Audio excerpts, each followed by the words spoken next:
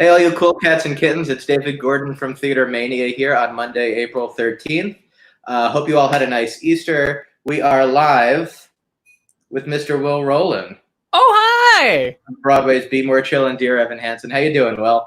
I'm great, David. How are you? I'm good. Thanks for taking part in this today.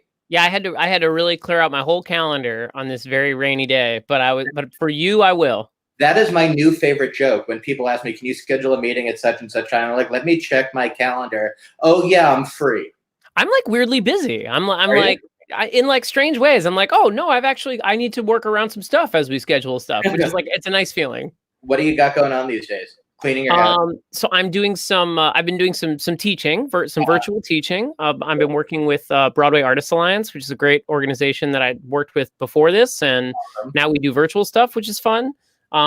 Been playing a lot of Animal Crossing.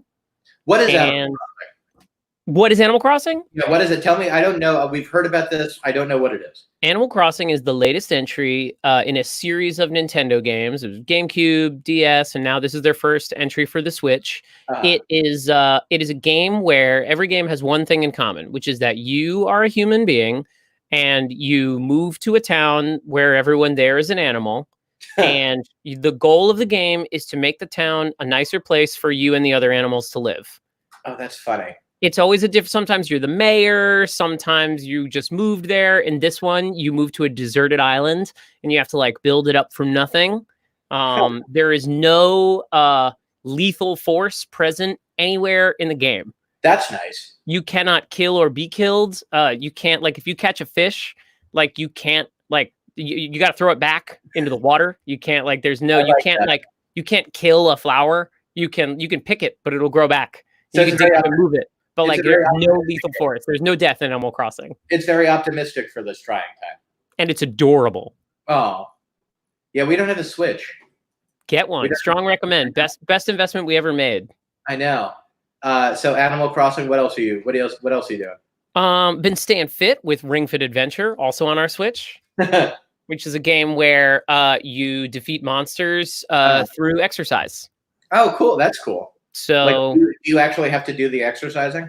Yeah, it has like there's like a Pilates ring with a sensor for when you like squeeze it or pull on it, and then there's a little sensor that you strap to your leg that like senses when you're running and when you're like in certain poses. And then like you fight monsters and you beat the monsters with like crunches and stuff. Oh, that's really cool. It's a great game. Very fun. My gym is doing exercise classes online, and I'm just taking those, but this sounds a lot more fun. I mean, that sounds fun too, but yeah. I just want like a colorful fantasy adventure for my fitness. I know. People watching at home, if you have questions for Will, pop them in the comments. I can see everything that you're spamming us with. Don't forget. So I want to talk to you about cats. Yes, let's talk about cats. What was your first? The Cats, the Andrew Lloyd Webber musical. Yes, I have a prop that I have to grab. It's going to take me 10 seconds. I'll be right back. Please. I wonder what this prop could be. Ben Platypus, happy birthday. I'm so glad here you are with Will Roland. It's Ben's birthday? I don't think it's the Ben Platt you're thinking of. Oh, got it. Yeah. Yeah, no, it doesn't strike me as the Ben Platt. But anyway, happy birthday, Ben Platypus. Oh yeah, happy birthday, Ben Platypus. When I was cleaning out some stuff at my parents' house last summer, I came across this. Oh. Which is Cats. The original thing. At the Winter Garden Theater. This is the original run. Now and forever. This playbill is from November 1999. Who is Grisabella that year? Well, so let's see. Who is Grisabella in this version of Cats? Grisabella, the glamour cat, is played by Linda Balgord. Oh, I know Linda Balgord. I don't know Linda. She was in The Pirate Queen. She was in a bunch of things. Oh, yeah, amazing. Yeah. But there's some real gems in here. Demeter was played by someone named Selena Carvajal. We all know who that became. We all know who she is now. My friend Sharon Wheatley was really? Yep, Sharon was Jenny Anydots. And this is the one that sort of makes me go crazy. Wait, I gotta find it. I don't want to. Yeah. So Pouncival was played by none other than Christopher Gattelli. Really? Yes. I don't even know which character Pouncival is. I don't either, but I'm sure that he is a jellicle cat of great renown. Who was Old Deuteronomy? Old Deuteronomy was this for the record, like, look at how many people are in Cats. Yeah, it's like a cast of thousands. It's so many people. This was such a wonderful economic force on Broadway. Like, I know so many people of a certain age who are like, oh yeah, I have an apartment on 100th and Riverside because I did Cats for a year. Yeah. And I'm like, that's amazing. Like, yeah. Cats bought so many people, classic sixes on the Upper West Side. Who is Old Deuteronomy? Jimmy Lockett. Oh. I don't know Jimmy Lockett. No. I hope he's well, wherever he is. Jimmy, if you're watching. Me too. I've got a playbill with your name in it. Summer of '99 would make me 10 years old. Was it your first show? I can't remember if this was my first show or if Saturday Night Fever was my first show. Saturday Night Fever, that takes me back. Beauty and the Beast was my first show. I saw them both on the inside of like 6 months, so it was one or the other. Beauty and the Beast was my first show with Carrie Butler and Terrence Mann. Wow. And I will never forget that, mostly because I also found the playbill a year ago. It's magical who you saw that you didn't know who they were at the time. I know. So that was your first. Have you always been a Cats fan? I have always been a fan of Cats. I absolutely fell for the music in a huge way. And I also fell for the sort of like masterstroke of theater that original production was. I mean, like, the Winter Garden is so big. And I just remember that set feeling so enveloping, and the cats would come down like through the audience, and it just was like somehow it managed to be an immersive production in a giant freaking proscenium theater. My first experience with Cats was seeing it live was the revival from a couple years ago, which we also saw. Yeah, my parents never took me to Cats, Phantom, or Les Mis because they didn't want to see it themselves. That's fair. Right. I saw that revival, and that was when I became aware of Mamie Paris, who's like the greatest. Oh yeah, she can sing Memory in one breath. That is the most impressive thing when she does that. I know, and you don't realize how hard that song is until you actually see like the movie of Cats. And then you're like, oh wow, it's really hard. Right. Oh man. Did you like the movie? I liked the movie. And I acknowledge that there is a lot wrong with the movie, and I get very very soapboxy about I got sort of mad because the first time I saw it, I was in this theater where like a bunch of people were laughing at the movie. They'd like heard that it was bad, so they did some drugs and went to go see the movie, and and they were just like the thing is they were laughing at musical theater in general, which like they were laughing at the notion of storytelling through dance, and they were laughing at, and I acknowledge that like some of that stuff didn't really work per se, but they had like gone to vocally hate watch it, and so I was like a little mad about it. So I had to go to a rowdy screening at the Alamo to get like a palate cleanser. It was really wild to see the reviews come out, because I reviewed it for TheaterMania, and my review was basically whether or not you like the movie depends on whether or not you like the show, because the movie is more or less a faithful representation of the show, despite whatever they added to open it up and change it. No, I also have big issues with the changes they made. I have huge issues. It didn't need any book. No. And also, I think that the like temptation to add this weird romance subplot between Mr. Mistopheles and Victoria was like, who needed that? Mr. Mistopheles is an established icon of gay characters in the American and British theater. Exactly. He is a gay magician who has the utmost confidence and does magic, and making him this like timid, meek, like, ingenue. I was like, I don't need this. This is not the Mistopheles that I need. And there was far too much milk. They should have cut all the milk. The milk was a mistake. The milk was horrifying. I also, I grew up watching the other film of Cats, like the stage VHS and the live recording with the corny effects and the lightning. Right. Oh, a masterpiece. Yeah. So I grew up with that, and it's like, oh, you can do cats with humans in the spandex costumes and crazy makeup and have it work as a thing. But it's like they just wanted to make a movie, which is... I have sort of retconned. I have like my own headcanon going on for the Cats movie, that actually the Cats movie is not like the same story that we see on the stage, because the stage is about a bunch of cats living in human society, the Jellicle Ball, etc. Right. The plot is very clear. I get really mad at people who say there's no plot. There's a very clear plot. It's not Death of a Salesman, but it's a very clear plot. They explain it to you. If you didn't get it, you weren't listening. That's your fault, not theirs. VHS Cats was the best. Allison agrees. Agreed with Allison. VHS Cats is a masterpiece. But the thing that I like to imagine is that the movie is sort of like a Planet of the Apes take on cats. So it's like post-apocalyptic, and these are like human mutant cats. Yeah. They're sort of like feline sapiens that are living in like the ruins of human society.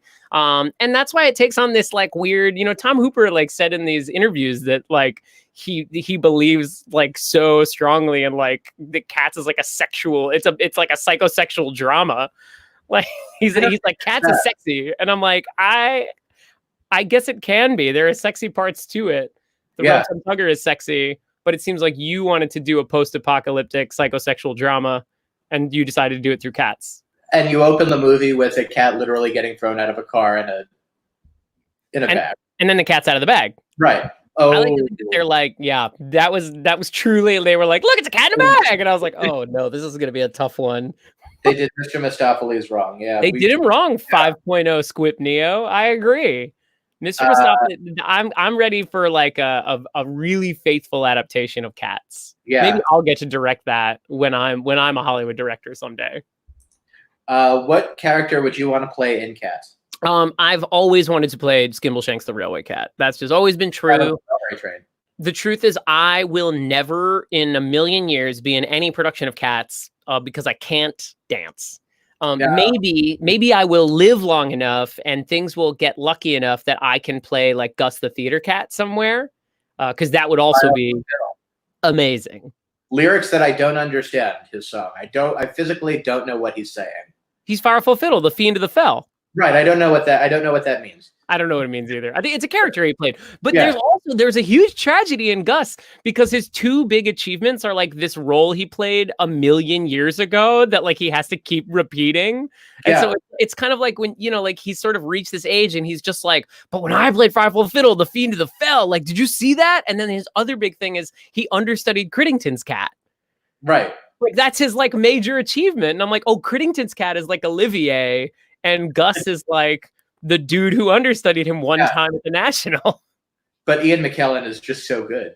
Spectacular. And that was like the first time I saw it. Like people were being rude while Ian McKellen was singing, and I wanted to burn the theater down. Yeah. All right. I'm getting a lot of questions for you about a thing called Billions. Oh, Billions! Billions! You really want to know about Winston? What's Winston's last name? If you have any headcanon stories. Oh, I don't have a canonical Winston last name yet. We haven't discussed it, but let's just go with Churchill for now. He's Winston Churchill. He's he's the grandson of Winston Churchill. And he's been named Winston like his grandfather. And so we're gonna have a great conversation with Chuck Rhodes in season 6 about that, because he loves Winston Churchill so much. How many episodes have you done of Billions? So I did 3 episodes in season 3 and 4 episodes in season 4. I don't know if I'm allowed to say this, but I feel like in these days, like we can say anything. So far, I have filmed 7 episodes of season 5. You heard it here first, folks. So I will appear in every episode. Awesome. Yeah. That is a great show. It's a great show. I love it. It's this thing where I auditioned for it. So what happened was Brian Koppelman and David Levine, the creators, came to see Dear Evan Hansen, and they liked me in the play, and so they asked me to come audition for Billions for the role of Quant Kid number 2. Which was so Winston is my name that we finally said it in season 4, and I was like, yes, someone said my name. Now we know I have a name. But I didn't get a name until the second episode that I was in. But so I watched the pilot but when I went to go do that first episode that I booked, because it was just supposed to be one day, It was like a scene where I had a job interview and I got fired, or like not hired, and like that was it. And it was entertaining, and it was like, bye, jerk. But so like we just really had a nice time that day, and so they asked me a couple weeks later if I wanted to come back and do a few more episodes that season. So at that point, we got caught up on it, and we love it. Like when I told my dad that I was doing that show, he's like, "I love Billions." I was like, "Oh, I've never watched it." But now we're very caught up. We're huge fans. I like go to the table reads and I'm like, "Ooh, ah!" And then like if I'm not at the table read, like then I won't read the parts of the script that I'm not in because I don't want to know what happens. Are they all cool? Like everyone is cool. It is the nicest, like it is the most incredible place to work. Oh, good. We have like crazy long days. So like there's like the Axe Capital office is a set in Greenpoint that is actually like it's for real. Like it's built inside of a soundstage. So like the buildings are fake. That's like a printed drop out the windows. But like the walls and the computers and the phones, like you can call the other phones in the office by extension. Yeah. It's a fully functional office. That's great. And all the walls are glass, so it's really hard to film stuff. Sorry, Showtime. That's Showtime money for you there. Showtime. That's Showtime money right there. But it's a full office, and the crazy thing is, like, sometimes we'll have these like 15-hour days there. Yeah. Because like we're just constantly like running away from our own reflections. Right. And what's incredible is that like at the end of 15 hours, like everybody is doing the work, everybody is having fun, everybody's being nice and joking, but like getting it all done. It is one of the best places I've ever worked in my whole life. That's awesome. All right, here's a throwback question for you. Something about you that I didn't know. Oh? What was the coolest part of the NYU production of Bat Boy? Oh yeah, I was in Bat Boy at NYU. I played the titular character. What was the coolest part of that production? So I think the coolest thing was we were really interested in like newspaper throughout the production. Like we just thought like, he's like a tabloid character, and like everything should be newspaper. So all the props were newspaper, and we like paper mache'd the set of the, like the black box theater, like that had like terrible columns. We like covered them in newspapers. And then there's that scene where she gets attacked by the bats. Mm-hmm. And what happened was like our ensemble went and started like tearing newspapers off like using them as bat puppets. And they made this horrifying sound. That's like, I mean, here's some ASMR for you. We'd grab them and then they'd go like, and it was like scary. It would like when like 30 people did that at once. Yeah. It was a real coup de grace of scenic and puppet design. That's a show that should come back. That and Reefer Madness are two shows that I want to come back. That and wait, what was the other one you said? Reefer Madness. Oh, Reefer Madness. I was going to say Urinetown in a similar vein. Yeah. All right. Question from someone. What is your favorite line from Dear Evan Hansen? Please say kinky. You don't have to feel obligated to it. I liked saying, I said, like that kinky thing is like the way it appears on the album is like I did like 50 of those in a row. And I just like said kinky as many different ways as I possibly could. And then Lack was like, yeah, that's good, man. We'll use one of those. And like that was it. So like there are a million different kinky revisions somewhere that no one will ever hear. My favorite line from the show, I don't know. I loved like any line where I got to really like needle Evan with the truth. Was some of my favorite stuff to do. Like my favorite function in that show was that I got to act as the sort of the people in the audience going like, this is insane, this shouldn't be working, and like I would come on stage and be like, this is insane, it shouldn't be working, and here's why. And then like, so I enjoyed playing that sort of like that classic clown role in that way. What is your ultimate favorite Broadway musical? I love Bat Boy. I think it's one of those rare perfect shows. And I love 1776. You don't hear many people saying that they love 1776. I think 1776 is one of those rare shows that like you go back and you read it, and like the big problem is that it's like a ton of white men, but like now you can cast it however. Like, isn't it this production that's coming up is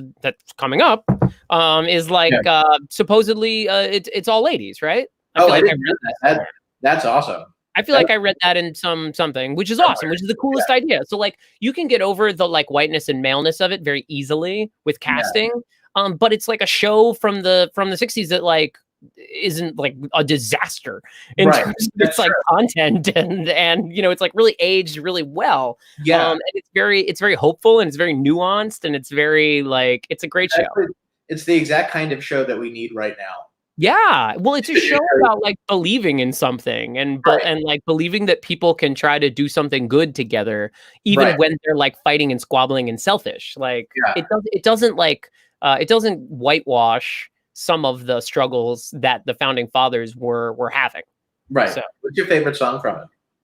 Oh man, I love that stupid piddle twiddle and resolve not one damn thing do we solve. Oh no, wait, no, but Mr. Adams is my favorite.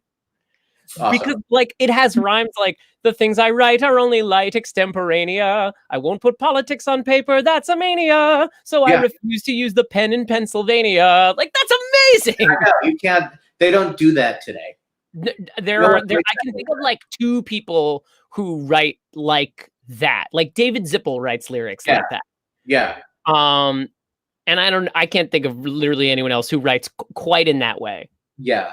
Do you have any advice for young aspiring theater actors? Of course I do. I have nothing but I'll talk for days to young aspiring theater actors. My biggest piece of advice are two things. One is really like corny and obvious, but I feel the need to say it because it's important, which is work hard. I have never in my life like walked into an audition or a performance or an anything and been like, man, I am over prepared for this. I've just never said it. I've never ever said it. I always, every single time, I'm like, God, I wish that I had looked at this one more time or I had gone over these lines one more time. I just always feel that way. And so just like, look at those lines one more time and like go through and like do your good acting work and like write your verbs in and like just do it. Just do it because the person who gets the job did it. I guarantee every time. And then the other thing is be nice. Just be nice to people. There is a really practical sort of like you never know when here's like a real example from my life. Like you never know when the dude that you went to high school with who did no theater and like you didn't really know him that well, but like I mean like you knew him, like you were friends, but like you know you weren't like close. Like you don't see him for 10 years and then you find out that like he's an agent at William Morris, you know, and like that's like a true story, you know, and like there are so many people like that. You never know which audition monitor is going to be the choreographer next week. And you never know like which reader is going to be the star who has approval over your casting or like which person you're rude to at a party is going to, you know, like have the power to like make your life better or worse. Because I've been in so many scenarios where like, I'll get a text from someone that's like, hey, I'm doing a reading of my show. You know, so-and-so, like, how is she? And I'm like honest with that person. If they asked me like, oh, like she's really great. We had a lot of fun. Or like, oh, she was like, you know, she's very talented, but like was rude, you know, like I'll say that. And like people lose jobs that way and get jobs that way. And so be nice from a really like practical, pragmatic Machiavellian point of view. But also, like, it's just easier and better to be nice. It just feels better. It's just a nicer way to move through the world. You will feel better and have an easier time with a challenging life by just being nice to people. And I know from my end of experience on my part of the industry, on the journalism side, you really want to be known as the nice, competent, smart, friendly one.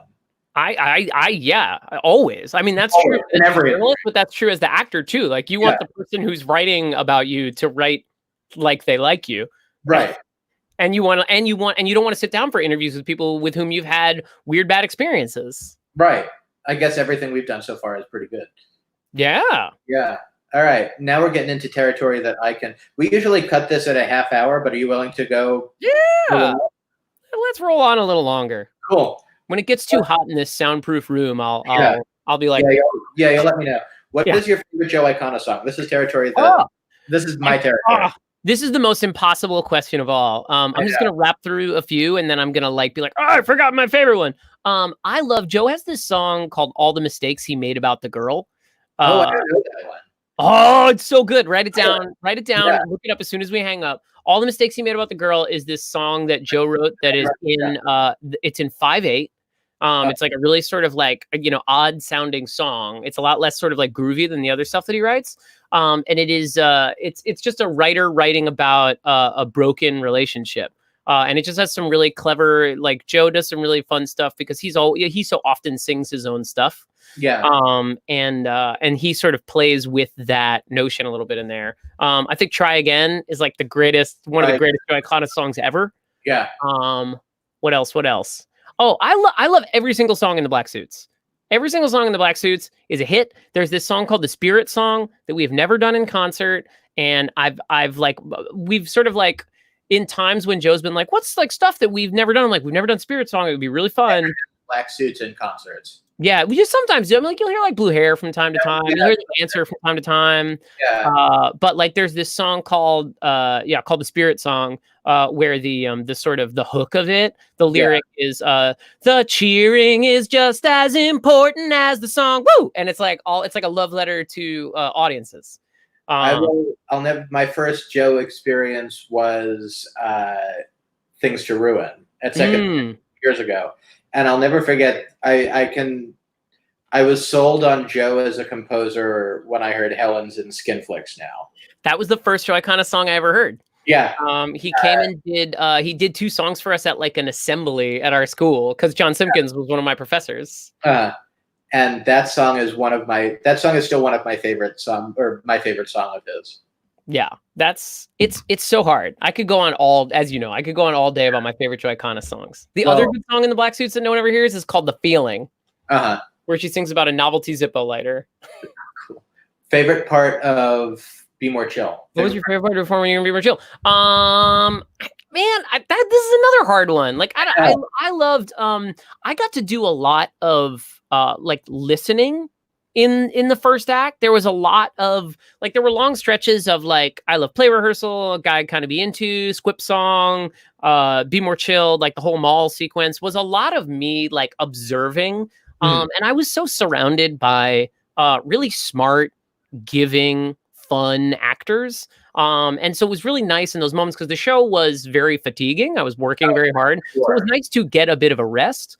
And it was extra nice to get to like just stare at someone else like doing a really great job. Yeah. Like, it was always thrilling to do that. Like, despite how tiring it was, it looks like all of you had just had a great time doing that show. It was one of the most fun, incredible experiences ever. I mean, like the way that it happened and the fact that it happened is a miracle. Yeah. And it felt like that, I mean, it was definitely hard at moments, but that truth persisted throughout. Do you have a favorite line in Black Suits? Oh, my favorite line in the Black Suits. These are hard questions for you. Let me rack my brain from 7 years ago. Yeah.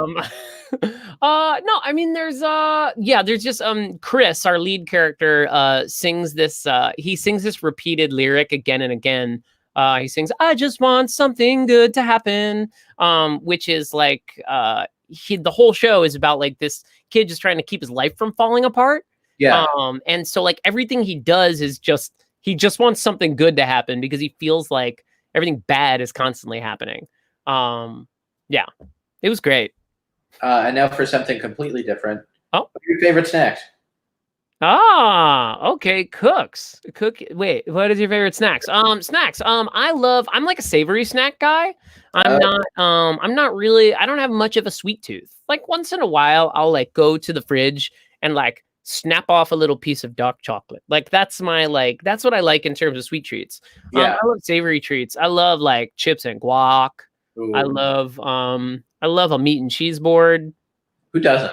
We've been doing a lot of really quality homemade snack time here. So I missed the 54 Below meat and cheese boards at this very moment. I miss. Don't get me started on what I miss because I miss everything. I know. This is something I don't know if you have an answer to this, but did you do voiceover work for a ride at Star Wars Galaxy's Edge? No, I've had this question posed to me. It's not me. Or if it is, I didn't get paid for it. So the next time someone hears it, like, please record it and send it to me, because I've heard that more than one person has asked me if I did this. Really? And if I did, I'm owed money. Is there someone that sounds like you? Yeah. I mean, there's a few sort of I feel like, yeah, there's like one or two other folks floating around out there who have a similar sort of timbre and lilt. And I've sort of encountered them in various, like, did you do this? And I'm like, no, I didn't do that. Funny. Favorite onstage blooper? Favorite onstage blooper moment in any show? Oh, man. Oh, wait. There was so much stuff that fell on the ground during Be More Chill. Like, there was just like, there were so many things that could fall apart between like costumes and props and stuff. They all had like stuff that could come off of them. And my favorite was watching the sort of, I was always like helpless to get it because like, what was I going to do with it? Like I would try to kick stuff sometimes, but I had no exits. And so I was like, going to just hold it for the rest of the show? But I had more than one. The person who always got it was Tiffany Mann. She just like, I just like watch her like by and just like, she'd have it. And I was like, that's a pro. She's a pro. If you're hiring people for acting and singing, hire Tiffany Mann, people out there. She's unreal. Her voice is unreal. Her voice is unreal. She's also like one of the most like top caliber professionals you'll ever meet in your life. She's just like performing family. Like, aren't her parents like gospel singers? Yeah, they're huge. Yeah. So she's from a very talented family, and she's got good. I just like working with Tiffany Mann more than I can say. And now for something completely different again. What is the favorite meal that you've made or had during quarantine? This is something that comes a lot now. Like, what are you cooking? Are you and Steph cooking anything? We jumped in with both feet with the cooking thing. We are doing it. Like, we were already like trying to sort of up our skills as home chefs a little bit. We were doing a lot of those. We were doing Green Chef. Those like they'll send you a box of stuff, and you make it has 3 meals in it. But so we've really upped our game. We've been really into, Allison Roman, New York Times Cooking. We bought 2 of her. I don't know if she has more than 2 books, but we bought 2 of her books. We bought Staying In and Nothing Fancy.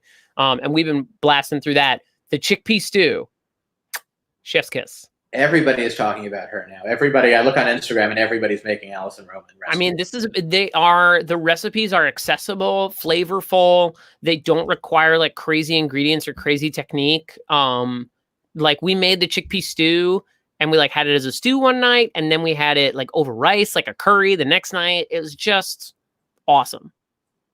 So chickpea stew, Allison Roman.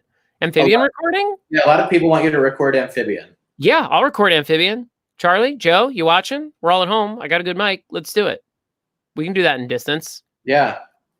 You were one of the people who inspired me to want to pursue theater as a job, but my parents are against it. Any advice? Oh, man. One of the things, this is a really hard thing to do without support. It's definitely possible, but you need help. So if you can convince them to get on board, that's great. Billy Joel has a great argument where, like, in 2008, like in the height of the financial crisis, he got on stage and was like, at like Madison Square Garden, and he was like, everybody was talking about when I was younger, like, I shouldn't go into performing, like, I should be a banker. Well, it's 2008. A lot of bankers don't have jobs, and here I am. So there is there's always work in the arts. Yeah. And it's important. The thing that I would say is like, make sure if you got it in your brain to be a performer, like definitely use that as like a guidepost and a signpost. But like the other thing I get really soapboxy about is there's this notion, and you're probably familiar with it. Yeah. Because that like if like let's say it's you're 18 or you're 20 or you're 30 and you're like, I want to be an actor, and you're working on being an actor or a dancer or a singer. And then like, you're like, oh, actually, I don't want to do that. I either want to like do something else in theater or in entertainment, or I want to move to a different industry. Like, people come at you with this weird, toxic, like giving up on your dream narrative that is like really unhealthy. No, I'm not telling people to give up on what they want to do, but I am saying like, if you change your mind, it's okay. Yeah. And like, if you were, yeah, it's good. It's smart. It's healthy. Like there are people who, my wife is sitting here nodding next to me. Yeah. I mean, it's a wild thing where like, if you were, say you were an architect and then you decided you wanted to be a lawyer, like no one would be like, oh, you gave up on your dream. Like, right. No, you moved like from one really awesome, like passionate, creative pursuit to a different one. Like, there are lots of ways to interact with this industry, so make sure you know what people do. Yeah. But in terms of convincing your parents, I don't know. Just like keep practicing, keep being good. They'll see it. They'll get it. They're just worried about you. Are those sharks riding bears on your shirt? Close. What it is it's a how do I do this? Like this. It's a gorilla punching a shark. Gorilla punching a shark. Keen eye, though. What is... Hang on, I'm looking for something. I'm looking for something fun. We've gotten a Why Are You So Beautiful? I have a really serious skincare routine. Do you? Yeah, you gotta moisturize. You gotta wash it. You gotta moisturize it. Sometimes it's nice to use some kind of either an exfoliant or a toner to just sort of like whoosh, cinch that skin up. I have very sensitive skin. I have to take care of it, or I'm like, it gets dry. Seth is trolling us pretty hard. He wants to know how you came up with the name for your mustache. Oh, well, in the Christmas show, the name was in the script. Yeah. So Cyril von Mazerthorpe, and this is my mustache, Edmund. That was in the script. Right now, it's a full beard. Yeah, I dig the beard. Maybe it will be a full beard on the second half of season 5 of Billions. We'll see if I can convince hair and makeup that that's a good idea. A lot of people want to know what your favorite moment during Be More Chill with George Salazar was. My favorite moment with George Salazar was literally every moment with George Salazar, because he's a delight. And to be around George Salazar is to fill yourself with joy. So yeah. He is... No contest, because it's an infinite way tie. Yeah. What show are you looking forward to seeing when Broadway opens up again? Oh man, like all of them. Let's see. What am I really jazzed about? I've been like really tuned out to theater this season. I've just been very tuned in the last couple of years, and I decided like, no, I'm just gonna like sit back. Yeah. I really want to see 6. I'm really excited to see 6 when this all starts back up. I haven't seen 6 yet, and I hear it's a blast. 6 was our second to last show before the shutdown. What did we see near the end?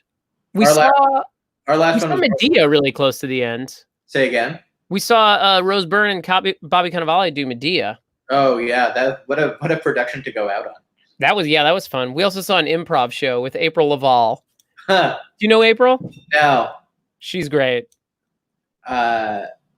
Yeah, we saw Girl from the North Country was our last show, and there was a guy sitting next to us just coughing the entire time. Yikes. I had a birthday party that night. A lot of people couldn't go because they were going to Girl from the North Country opening. Huh. It was very sad. Yeah, sorry. It ended up being a small, distant affair. Yeah, 6 feet apart. 6 feet apart. We were still joking about it back then. It was crazy. Everybody was joking about it before then. Yeah.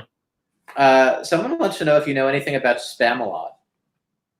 Like, do I know about it? Like I saw it on Broadway. I'm pretty familiar with the material. I listened to it a lot after I saw it. I really liked it. I love Spamalot. Spamalot was fun. You were in Andrew Barth Feldman's Star Wars musical. I was. What was your favorite part? You played C-3. Tell us what this is. So Andrew Barth Feldman, who is I guess legally not. Oh no, is he 18 yet, or is he 17? I don't know. I think he's still 17. Still 17. So he's still a child, but when he was a smaller child, i.e. in middle school, he wrote this Star Wars parody musical. And we did 4 performances. We did like two and then 2 a couple weeks later of this musical that he and his friend wrote when they were in middle school to benefit this charity called Next for Autism. And it was a blast. My absolute favorite thing was watching Andrew Barth Feldman and Gaten Matarazzo just be like complete dorks together. I was watching these boys, and I just like saw myself in high school just like laughing about Star Wars jokes and musical theater, and I was like, this is great. This is the future. We're gonna be fine. Like, a lot of people are asking about your Loser Songs concert. Oh, Loser Songs. Yeah. I want to do Loser Songs again. Why not? There are no recordings of Loser songs. Someone asked about it. I was kicking around the idea of making a studio album. Maybe I'll do that now. Will you release some videos on YouTube? I would imagine YouTube. There's like 1 or 2 songs in there, but like that I filmed, but they're from like the dress rehearsal, and they're not like, I didn't like do like a nice shot of the concert because Cabaret lives in the room. We gotta come back and do more Cabaret soon. Yeah. Do it. Okay. Please. Is the rivalry with Alex Boniello doing well? Yeah, he's a monster, and I'm gonna stomp him every chance I see him. Great. And then I will leave you with we might have covered this before, but what is your dream? Man, I have the same corny answer that many actors do, which is that my dream role is not written yet.